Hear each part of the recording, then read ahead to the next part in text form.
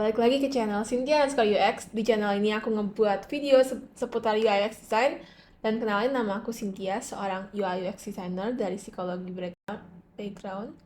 Dan di sini aku akan masukin ke series baru, yaitu Jago Figma, di mana kita akan belajar Figma dari awal. Aku akan bikin series ini per episode, per part. Jadinya untuk part 1 bener-bener dari basic, dari gimana cara downloadnya atau cara pakainya. Setelah itu baru kita masuk ke tools-tools basicnya. Oke, yang pertama adalah cara downloadnya. Teman-teman bisa ke figma.com/downloads.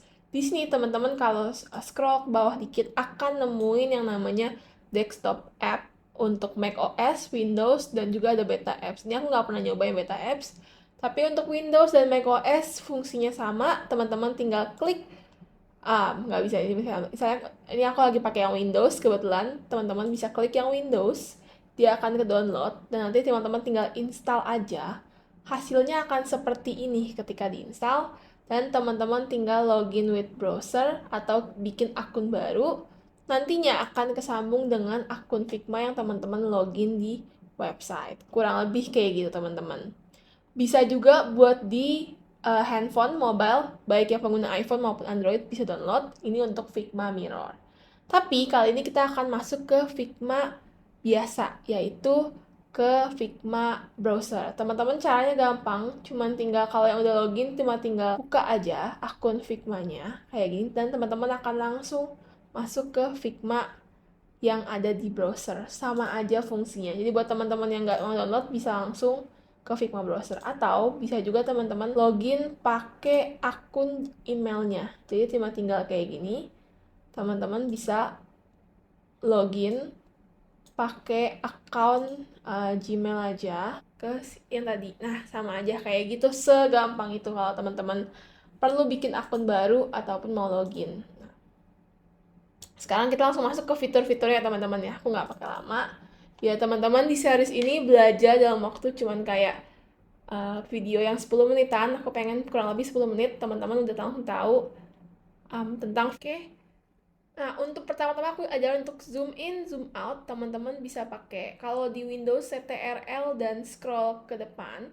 Kalau di Mac pakainya command. Jadi CTRL atau command, terus tinggal pakai mouse, teman-teman scroll kayak gini ataupun ke belakang. Jadi maju untuk zoom, maju untuk zoom in, maju untuk zoom out, mundur. Gitu teman-teman. Itu yang pertama-tama, karena itu akan sangat-sangat amat dibutuhin kita, karena kita suka banget yang namanya zoom in ataupun zoom out sampai gede kalau di Figma kayak gitu teman-teman. Berikutnya aku akan jelasin bahwa Figma itu modelnya mirip sama Adobe Illustrator. Jadi kalau teman-teman yang familiar dengan Adobe Illustrator pasti tahu yang namanya ini namanya vektor gitu. Jadi teman-teman bisa lihat di sini ada bagian kiri ini ada kayak sidebar, di mana di sidebar itu teman-teman juga akan ngelihat yang namanya dalamnya sidebar gitu. Jadi misalnya kayak gini, terus aku copy, nah ini akan jadi banyak gitu. Ini teksnya aku bedain, coba tes. Nah ini dia akan beda. Nah ini tuh mirip banget sama Adobe Illustrator. Kenapa? Karena kalau teman-teman mau pindahin teksnya, cuma tinggal majuin ke depan. Ini nggak kelihatan karena dia kayak gini nih. Kalau aku zoom, kalau misalnya ada dua objek barengan, untuk mundur atau majuin, teman-teman bisa pakai sidebar sebelah kiri ini. Jadi tinggal di maju mundurin gitu. Nah, atau juga bisa pakai yang namanya bring to front atau send to back gitu. Di Figma juga bisa. Jadi persis kayak Illustrator ataupun Canva juga sama sekarang kayak gini, aku lihat bisa diatur. Bahkan di PPT kayak Microsoft PowerPoint juga kayak gitu, bring to front ataupun send to back gitu. Jadi kurang lebih kayak gitu teman-teman. Ini perkenalan buat teman-teman tahu aja kalau Figma itu modelnya mirip sama Adobe Illustrator. Jadi teman-teman kalau mau pindahin objeknya cuma tinggal sebelah sini, digeser-geser aja gitu. Ataupun masukin frame dalam frame itu juga bisa. Kalau di Figma biasanya kita masukin frame dalam frame itu kayak gini. Ntar ada frame lagi kan. Terus teman-teman bisa pindahin ini ke dalam frame lagi. Jadi dia frame dalam frame dalam frame kayak gitu. Dan kalau dihapus hilang semuanya. Nah, itu perkenalannya untuk si frame-frame ini. Berikutnya kita akan ke basic shape masing-masing. Kita akan ke basic tool semua yang ada di sini. Pertama aku akan ke yang paling mudah yang sekarang lagi aku pakai, yaitu move. Nah, ini move ya, sebenarnya fungsinya cuma untuk move aja, dia cuma kursor. Nah, tapi di sini teman-teman kalau klik tombol yang arah bawah ini akan nemuin namanya scale. Nah, ketika scale, teman-teman bisa lihat di sebelah sininya nih ada 1 kali, 1/4 dan juga ada kayak positioningnya. Nah, ini teman-teman nggak usah bingung. Scale ini jadi bisa teman-teman bikin 3 kali, dia akan lebih gede. Atau bisa juga dikecilin. Gitu. Dia akan lebih kecil dari ukuran sebelumnya. Ini kecil banget, nah kayak gitu. Atau kalau teman-teman nggak tahu mau berapa, cuma pengen yang penting gedein, itu bisa di scale, jadi kayak ditarik aja. Klik terus tarik aja, dia membesar. Dan ketahuan nih, oh 3,54. Tapi misalnya teman-teman nggak pengen jadi koma, ganti aja ke 4 kali. Ini jadi mempermudah kalau kita misalnya butuh ngegedein atau ngekecilin sebuah objek, tapi tuh nggak mau kayak dia apa ya, stretch gitu. Jadi kalau misalnya kita bikin shape yang kayak gini, terus teman-teman tuh kalau misalnya gedein biasa itu kan dia kayak gini ya, jadi kayak nggak rata nih kanan kiri depan belakangnya. Sedangkan kadang kita tuh pengen dia tetap tetap ukuran ini gitu, tapi lebih gede. Caranya adalah klik scale ini, dan dia akan lebih gede tapi nggak mengubah bentuknya. Teman-teman juga bisa pakai shortcut, pakai klik K di keyboard, dan dia akan berubah jadi scale gitu. Bedanya, dan kalau mau balikin lagi ke move, teman-teman tekan V. Nah, dia akan balik ke move. Ini bedanya move dan scale, teman-teman. Next, kita ke frame. Nah, bagian yang ini tuh frame. Teman-teman juga bisa pakai F. Jadi kalau aku balikin ke move tadi, bisa pakai F. Dia akan berubah jadi frame. Nah, frame itu fungsinya akan membuat seperti ini. Bedanya frame sama lingkaran adalah dia akan muncul di sini sebagai frame, yang mana bisa kita isi dalamnya nih. Sedangkan kalau lingkaran tuh nggak bisa, dan frame bisa kita ganti kayak gini. Nah, jadi ini teman-teman aku kasih lihat, ini kalau aku isi yang bentuknya kotak juga kayak gini, dia akan terlihat nih di sebelah sini nih. Di sebelah sini teman-teman bisa lihat kalau dia tuh jadi frame, terus dalamnya ada rectangle. Jadi kalau aku masukin lagi pun, ini aku duplicate, terus aku masukin lagi pun, terus dia akan ada terus gitu. Sedangkan kalau dalamnya frame, kalau dalamnya kita nggak pakai frame, kita pakainya shape kotak, terus kita isi shape yang berbeda, contohnya gini. Nah, ini kayak gini. Ini tuh nggak di dalamnya si rectangle, tapi di dalamnya si frame gitu teman-teman. Jadi kalau pengen bikin desain yang modelnya pengen di dalamnya ada banyak macam-macam, mendingan pakai frame. Terus dan juga enaknya frame itu kita bisa ngecek kayak gini. Kita bisa ngecek nih untuk jaraknya lebih enak tuh pakai frame sebenarnya dibandingkan pakai shape gitu. Nah, ini contoh kalau frame. Dan juga di frame itu teman-teman bisa yang namanya pilih frame iPhone. Jadi kalau teman-teman suka lihat nih, yang aku contohin di sebelah sini. Kalau teman-teman suka lihat orang-orang yang ngedesain pakai iPhone, itu biasa kliknya frame. Terus kita langsung bisa iPhone 14 misalnya. Terus juga bisa yang iPhone 8 yang lebih kecil. Atau Android juga ada yang small sama yang large. Nah, ini biasanya objek kita buat ngedesain nih biasanya dalam sini. Oke, aku akan coba pakai frame aja kalau gitu. Nah, bisa juga frame yang gede sekalian, yaitu yang ini nih, desktop. Jadi bisa langsung kayak MacBook Pro 14. Nah, ini biasanya buat ngedesain dashboard ataupun buat ngedesain website, biasanya pakai yang desktop gitu. Ini buat ngedesainnya mobile ataupun phone. Next, kita ke sebelahnya nih. Jadi kan dalam sini tuh ada frame, section sama slice. Jujur section sama slice jarang aku pakai sih teman-teman. Tapi buat sekedar tahu aja, section itu ngebuat dia dari frame ini kita bisa ganti ke section gitu. Semenjak update Figma keberapa, kalau kita klik kiri kita bisa ubah dia jadi convert to section. Nah, bedanya section tuh lebih mirip menurut aku kalau teman-teman terbiasa sama Miro. Miro juga ada yang bentuknya kayak gini. Nah, ini tuh section gitu. Jadi kayak lebih kelihatan gitu loh kalau misalnya kita kasih nama flow 1 gitu, kasih nama flow 1, terus kita zoom out segede apapun. Sampai segini deh, dia bakal kelihatan. Ini kan karena aku kejauhan, coba kita zoom out. Nah, segini, kalau kita zoom out kayak gini, kita bakal langsung tahu nih, oh flow 1 di sini tempatnya. Apalagi kalau misalnya frame-nya tuh gede gitu. Nah, ini fungsinya section sebenarnya. Tapi section agak jarang dipakai, kecuali kalau teman-teman pengen dokumentasi UI. Karena UI-nya tuh banyak, mungkin bisa pakai section. Tapi jarang untuk ngedesain, apalagi pemula pakai section, jarang sih. Slice juga gitu, aku nggak akan terlalu jelasin karena dia juga jarang dipakai. Kita bakal lebih sering pakai frame. Slice tuh kayak buat nge-slicing yang nantinya bakalan buat development sebenarnya gitu teman-teman. Kita fokusnya frame aja, teman-teman bisa lihat di sebelah sini ada banyak frame-nya. Nah, biasanya kita pakainya iPhone. Seringnya itu sebenarnya kalau dulu aku sukanya pakai iPhone 11, tapi sekarang iPhone 11 sudah nggak ada. Jadi mungkin kayak 13 atau 14 ya dipakai. Next kita punya shape. Nah, ini aku akan jelasin shape-nya satu persatu. Rectangle ya. Ini sebenarnya sama sih teman-teman, cuma kayak gini aja. Jadi teman-teman cuma tinggal di sini, terus ke rectangle, terus teman-teman bikin aja drag kayak gini nih. Ditekan terus ditekan terus tarik aja, nanti akan muncul kayak gini. Atau bisa juga teman-teman langsung aja klik sekali. Dia akan muncul 100 kali 100. Tinggal kita gedein pakai scale yang kayak tadi. Atau pakai V kalau kita mau ubah bentuknya. Kita mau bisa juga ubah di sini. Teman-teman bisa ubah width sama height-nya. Gitu. Shortcut Figma tuh banyak banget. Nah, di sini aku makanya mungkin kalau aku loncat-loncat, mohon maaf, nanti mungkin di sesi berikutnya kita baru ngedesain yang benar. Di sini aku akan pengen jelasin dulu perkenalannya supaya teman-teman tahu dulu nih basic semua toolsnya, shape-nya, supaya nanti di next video ketika kita ngedesain teman-teman udah nggak kaget dan udah nggak bingung nih apa yang harus diklik, kenapa begini begitu, teman-teman udah nggak bingung karena udah ada video yang ininya. Nah, ini kalau teman-teman udah biasa pakai Figma, itu pasti tahu kalau banyak shortcutnya.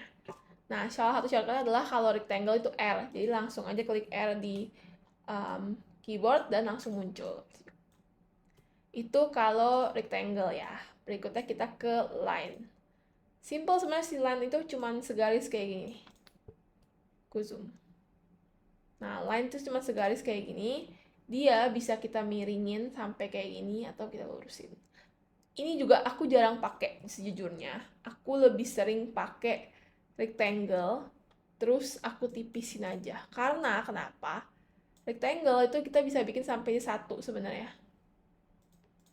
Dan dia akan mirip sama line gitu. Bedanya rectangle itu lebih gampang untuk kita tarik-tarik gitu. Karena dia nggak akan miring-miring. Sedangkan si line tuh miring-miring. Jadi aku pribadi jarang pakai yang lain, lebih sering pakai rectangle, tapi kurang lebih fungsinya itu kayak gitu kalau untuk si line. Next ada arrow, mirip sama rectangle, tapi dia bentuknya kayak gini. Nah, ada arrow-nya di sini, ada panah di sini. Kayak gitu. Ini juga jarang dipakai sih biasanya, tapi biasanya buat flow atau dokumentasi aja.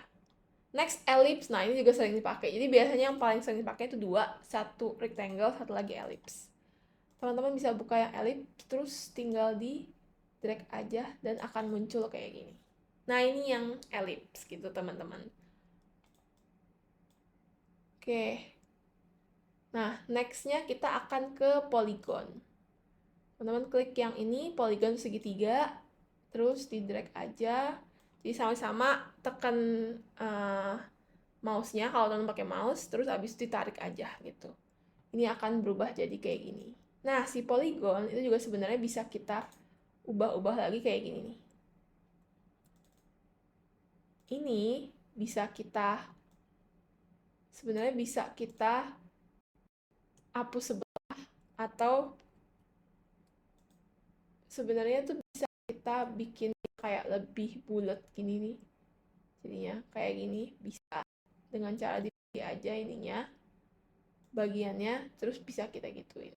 Sebenarnya ada banyak cara teman-teman untuk mainin Figma tuh, ada banyak cara, tapi salah satu yang dipakai tuh kayak gini. Tuh. Bisa juga ellipse, aku lupa ngasih tahu kalau ellipse itu bisa kayak gini. bisa juga kayak gini.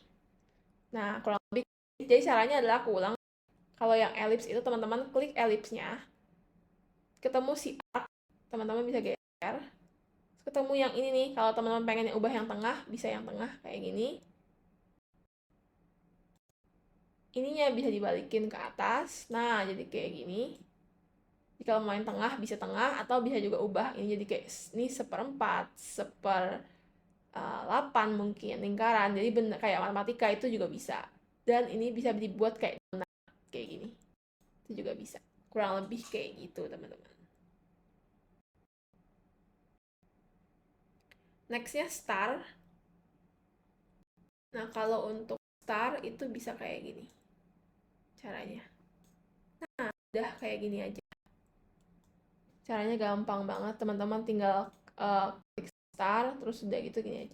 Nah, fungsinya star sebenarnya bukan cuma jadi bintang. Kalau teman-teman lihat di bagian kanan, itu ada yang count.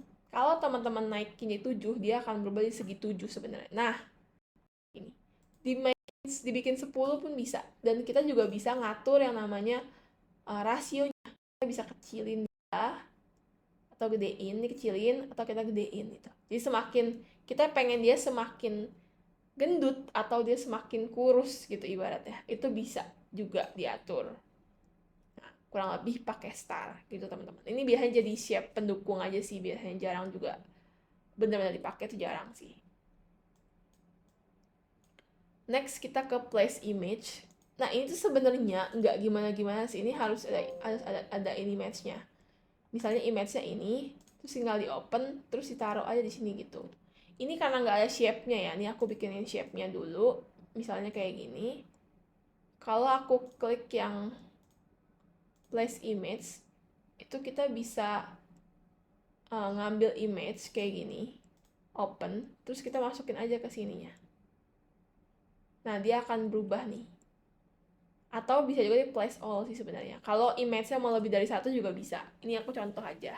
Kayak gini caranya. Nanti di next video mungkin dengan praktek desainnya baru aku akan kasih lihat fungsinya place image. Ini antara sering dan gak sering sih dipakainya. Tapi lumayan berguna kalau di UI untuk pakai place image. Kita next dulu yang ke berikutnya yaitu text. Ini sebenarnya teman-teman mungkin familiar sih kalau T ini soalnya di Microsoft Word sekalipun juga pakainya sama T. Dan ada dua cara, satu diklik gini aja terus langsung diketik, atau teman-teman bisa klik T terus kayak gini sama kayak tadi ditarik aja, kita bikin dia kayak gini. Jadi ada kotaknya. Untuk teks di sebelah sini teman-teman tinggal bisa pilih yang kayak gini, dia akan auto width, auto height. Kalau auto height itu dia akan tetap nggak bisa nyamping sampai panjang, tapi bisa tetap ke bawah gitu. Jadi ke sampingnya udah mentok segini aja, tapi ke bawahnya enggak. Nah kayak gini. Atau bisa juga yang modelnya kotak. Ini yang fixed size. Jadi dia nggak akan ngelebihin ini. Kalau dia ngelebihin akan kayak gini, ketahuan nih. Jadi kita tahu. Biasanya dipakai buat kayak teksnya atau copywritingnya atau UX writingnya itu maksimal segini gitu, nggak boleh lebih dari ini gitu, kurang lebih biasanya dipakainya sih buat itu ya teman-teman. Nah, next ini udah semua. Berikutnya aku akan jelasin sedikit mungkin di bagian sini itu ada desain, tadi aku jelasin beberapa, ada width, ada height, ini tuh panjangnya dan tingginya gitu. Ada juga X sama Y, ini sebenarnya ini aja sih arah, kalau kita geser X kayak apa ya, kayak bujur gitu, kayak lintang mungkin bilangnya, kayak lintang, kayak pokoknya penempatan dia di satu ini itu tuh 3290 dari titik awalnya gitu, yang sebenarnya nggak jarang dipakai juga sih kalau buat X sama Y, kayaknya karena kita nggak begitu perlu tahu posisinya di mana. Cuma kadang kalau mungkin bikin desain sistem, terus mungkin bikin yang flow-nya banyak, mungkin perlu untuk X. Tapi kalau untuk pemula, aku kayak skip, karena X nggak begitu diperluin. X sama Y nggak perlu diperluin. Teman-teman lebih fokus sama width dan height. Karena width sama height ini kepake banget. Teman-teman bisa gedein, ataupun kecilin gitu, jadi ketahuan gitu. Untuk ngedein kecilinnya, teman-teman bisa juga langsung ketik aja di sininya. Itu kalau bisa diketik. Dan canggihnya ini aku akan zoom. Nah, aku akan zoom. Kita coba pakai ini aja ya. Canggihnya Figma adalah kalau teman-teman kadang-kadang butuh ukuran tapi bingung kali ya berapa. Misalnya kayak di Figma itu kita pakai kelipatan 8. Teman-teman bingung gitu mau pakai berapa gitu kan. Bisa 8, pakaiin ambang bintang, terus 30. Dia akan otomatis sendirinya ke 240. Jadi Figma itu bisa namanya pakai bagi-bagian kayak gini, 240 bagi 5. Jadi 48. Jadi buat teman-teman, width sama height-nya itu bisa ditarik kayak gini, bisa diketik manual, atau bahkan dibagi kali pun bisa. Gitu. Jadi itu lumayan amazing, kita bisa lebih gampang buat ngukurnya. Berikutnya itu ada yang namanya, kalau di teks itu ada yang namanya untuk kita milih fontnya. Di sini biasanya font ada banyak di Figma, itu teman-teman nggak perlu khawatir. Ada bold, italic, regular biasa, sama, nggak perlu khawatir. Ada ukuran size fontnya, misalnya kayak gini. Nah, dan juga ada, ini aku kesiniin deh. Dan juga ada yang namanya letter spacing, jadi dia untuk ke samping gitu, ataupun yang ke bawah. Nah, ini bisa diatur. Bisa juga untuk ini tuh kayak lebih ke ukuran jaraknya sih sebenarnya, tapi ini baru kelihatan kalau kita giniin sih. Kalau kita nggak auto width nggak kelihatan, kayak bisa dibikin lebih panjang. Ada juga kayak buat center, buat align center, align right, align left, sama lah. Nah, ini yang mungkin teman-teman kalau kurang tahu, ada align top, middle, sama bottom. Nah, fungsinya adalah kalau kita bikin teks kotak kayak gini, kita bisa buat di tengah atau di bawah sekalian. Cuma mirip-mirip sih, mungkin di Microsoft Word juga ada. Berikutnya, typesetting. Kita bisa ngebuat dia huruf besar semua, nggak pakai apa-apa, huruf kecil semua, huruf besar tapi depannya aja, atau juga bisa yang lainnya. Ada yang juga underline, strike through, dibikin lumber, bikin bold. Ini mungkin sama lah ya, kayak apa namanya, di Microsoft Word ataupun aplikasi lainnya juga banyak yang kayak gitu. Jadi kurang lebih kayak gitu, teman-teman bisa di advanced setting tapi di sebelah sini. Berikutnya kalau kita ke bawah dikit, itu ada ya color, fill, tinggal teman-teman ganti aja. Dan di Figma itu bisa ada HSB, HSL, aku yang pakai HSL, kurang tahu. CSS, ini kalau mau ngoding, yang teman-teman developer mungkin terbiasa sama CSS, bisa langsung di input. Hex code, nah ini yang biasa kita lah ya, hex code 000, FFFF itu hex code. RGB juga ada. Nah, aku pribadi itu biasanya seringnya hex code sama HSB gitu. Kenapa? Karena kalau HSB itu aku bisa ngontrol terang gelapnya gitu. Kayak pengen ke samping dikit tapi dikit doang, pengen dia lebih gelap tapi dikit doang, itu biasa aku pakai HSB gitu. Kayak ini kan buat ngatur shading dan juga lightnya kan, terangnya gitu. Jadi kalau teman-teman notice dia turun nih tapi dikit-dikit gitu. Nih kalau aku turunin dia akan turun gitu. Jadi aku seringnya pakai HSB atau hex code.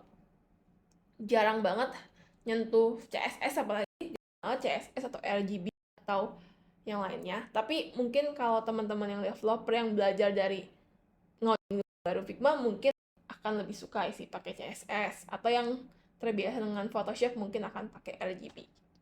Itu juga bisa jadinya. Berikutnya ada stroke. Ini tuh jadi misalnya kayak gini, kita kasih stroke, itu dia kayak garis luarnya aja sih, kayak gini. Kayak gitu sih teman-teman, kayak garis luar aja. Nextnya ada efek. Nah, ini panjang lagi, kayaknya mungkin aku bikin di video berikutnya barengan sama desainnya. Nextnya ada export. Ya, ini buat teman-teman bisa export gambarnya. Bisa ke PNG, JPEG, SVG, ataupun PDF di support. Tinggal di export aja. Dan bahkan bisa ngeliat previewnya. Jadi kalau kita mau export desain kita bisa ngeliat juga preview. Tapi kayak nggak semuanya sih. Mungkin karena ini nggak dalam frame, ini nggak bisa. Next, aku tipis-tipis jelasin prototype sama inspect ya. Prototype itu jadi teman-teman kalau misalnya pengen kayak nyambungin yang satu frame ini ke frame sebelahnya kayak gini. Terus dikasih animasi, nah itu prototype, kurang lebih kayak gitu ya. Kalau inspect itu teman-teman tadi yang aku bilang, para teman-teman developer biasanya ngambil dari inspect karena kita bisa langsung ngambil kodenya baik CSS-nya ataupun Android dan iOS gitu. Kurang lebih kayak gitu. Jadi teman-teman fokus di bagian desain dulu, nanti prototype mungkin di video berikut-berikutnya. Karena aku akan bikin part 2, 3, 4, 5, 6-nya. Nah, mungkin prototype di part berikutnya karena bakal lebih susah sih. Prototype itu biasanya setelah kita bisa ngedesain baru kita main di prototype. Kalau di awal-awal not recommended langsung prototype gitu teman-teman. Jadi ya itu aja. Lanjut kita ke part berikutnya. Kalau teman-teman suka sama video ini boleh di like, comment, dan subscribe. Dan komen kalau teman-teman part 2-nya karena mau lihat dulu apakah memang video ini cocok dan berguna untuk teman-teman belajar Figma di video berikutnya. Jadi, makasih nonton, sampai jumpa di video berikutnya. Bye-bye.